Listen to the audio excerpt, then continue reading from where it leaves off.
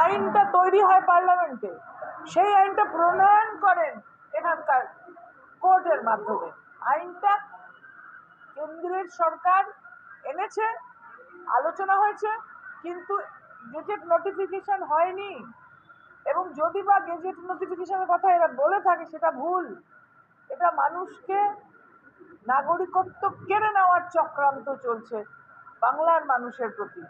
বাংলার মানুষ রুখে দাঁড়াবেন, বাংলার মানুষ এই ফর্ম ফিল আপ করবেন না, এবং বাংলার মানুষ যারা এখানে বসবাসকারী, যারা ভোট দেন, যারা রেশন পান, তারা নাগরিক আছেন, তাদের নতুন করে নাগরিকত্বের জন্য অ্যাপ্লিকেশন ফর্ম ফিল আপ করতে হবে না।